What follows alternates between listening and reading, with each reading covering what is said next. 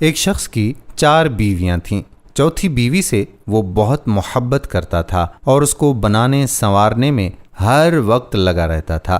تیسری بیوی سے بھی وہ محبت کرتا تھا کیونکہ وہ بہت خوبصورت تھی، جو اسے دیکھتا گرویدہ ہو جاتا، اسی لیے اس کو یہ خوف لگا رہتا تھا کہ یہ کسی اور کی نہ ہو جائے، اسی لیے اسے چھپا چھپا کر رکھتا تھا۔ دوسری سے بھی اسے بہت محبت تھی، اسی لیے کہ وہ اس کی ساری پریشانیوں کا حل اسے بتاتی اور ہمیشہ اس کی مدد کرتی رہتی، مگر پہلی سے وہ محبت نہیں کرتا تھا، لیکن وہ اس سے بددستور محبت کرتی رہتی تھی۔ اب ہوا یہ کہ ایک دن وہ شخص اتنا بیمار ہوا کہ مرنے کے قریب آ گیا۔ اس نے سوچا میرے پاس 4 بیویاں ہیں، کسی ایک کو تو مرتے ہوئے ساتھ لے جاؤں۔ اس نے چوتھی بیوی سے کہا کہ تم میرے ساتھ چلو، میں نے تم پر اتنی توجہ دی اور اپنا مال بھی تم پر سب سے زیادہ خرچ کیا۔ جواب میں اس نے صاف صاف انکار کر دیا،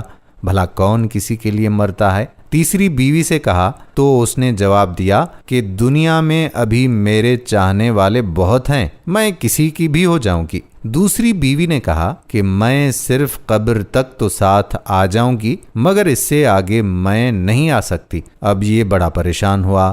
اچانک پیچھے سے آواز آئی کہ میں تمہارے ساتھ قبر تک چلوں گی، اگرچہ تم نے کبھی میری طرف توجہ نہیں کی۔ جب اس نے پیچھے مڑ کر دیکھا تو اس کی پہلی بیوی تھی، جو عدم توجہی اور غذا کی کمی کی وجہ سے بالکل ہی کمزور ہو چکی تھی، جس کے سبب قبر میں اس کے کسی کام کی نہ تھی۔ اب یہ افسوس کر رہا تھا کہ میں نے سمجھنے میں غلطی کی، اگر میں اس پر توجہ دیتا تو آج یہ قبر میں میری اچھی رفیق اور ساتھی ہوتی۔ یہاں پر یہ وضاحت کرتے چلیں کہ چوتھی بیوی سے مراد ہمارے اعضاء تھے، جن کو بنانے سنوارنے میں تو ہم لگے رہتے ہیں، مگر مرتے ہی یہ ہمارا ساتھ چھوڑ دیتے ہیں۔ تیسری بیوی سے مراد ہمارا مال اور منال، دولت، جائیداد وغیرہ ہیں کہ ساری زندگی لوگوں سے چھپا کر رکھا، مگر مرنے کے بعد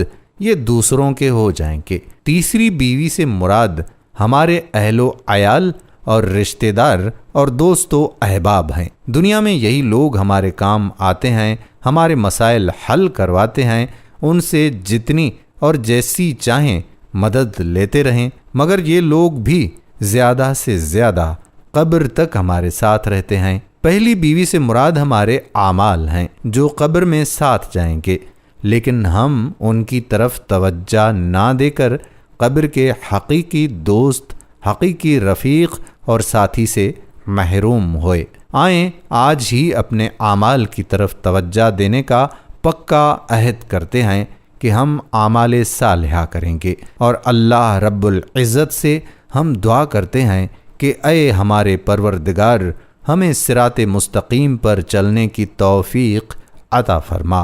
آمین ثم آمین یا رب العالمین۔ سب دوستوں سے گزارش ہے کہ ایک بار درود شریف پڑھ لیں، اور ایک بار درود شریف پڑھنے سے اللہ تعالیٰ 10 مرتبہ رحمت نازل فرماتا ہے، تو درود شریف پڑھیں اور اللہ کی رحمتوں کے سائے میں آ جائیں، اور اس ویڈیو کو آگے شیئر کر دیں۔ آنے والی ویڈیو تک آپ کا میزبان قادر بخش کلہوڑو آپ سے اجازت چاہتا ہے۔ اللہ حافظ۔